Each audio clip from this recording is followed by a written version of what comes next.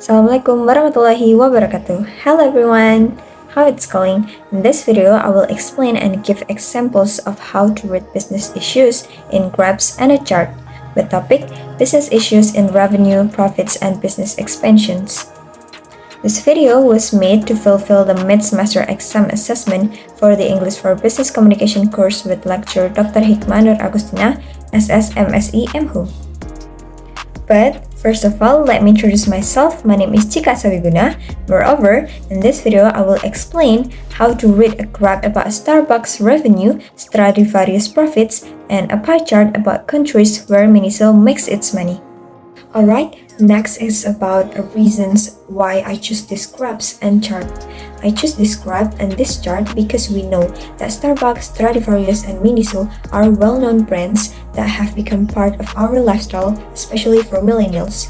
In addition, it makes me understand an issue in business efficiently. As a result, through this visual, I can grab information about business trends that might be difficult to understand in text, such as the upward and the downward trends and the range of expansions business that a company has done in several countries. Through these visuals, we know the fact that even a well-known business does not always experience an upward phase, but there comes a time when a business experiences a decline phase. Next, let me explain how to read this data one by one.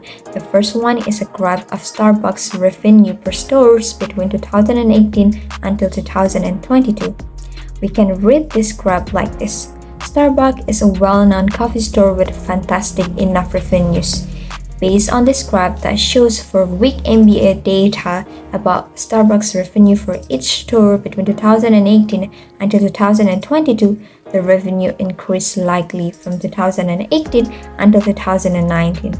Unfortunately, there was a sudden decrease by $128,007 in 2020. However, they were able to make up for this condition and the revenue increased significantly in the next year. Moreover, the peak amount of revenue was in 2022 with a total amount of $903,083. When explaining that graph, I use several useful phrases and prepositions. When explaining the upward trend, I use phrases like increase likely, increase significantly, and the peak was seen. When explaining the downward trend, I use the phrase sudden decrease and use prepositions like by and of.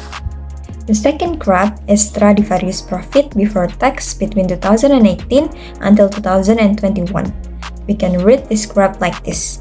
According to this graph that shows 4-week MBA data about Stradivarius profit before tax between 2018 until 2021, the profit of Stradivarius rose gradually between 2018 until 2019.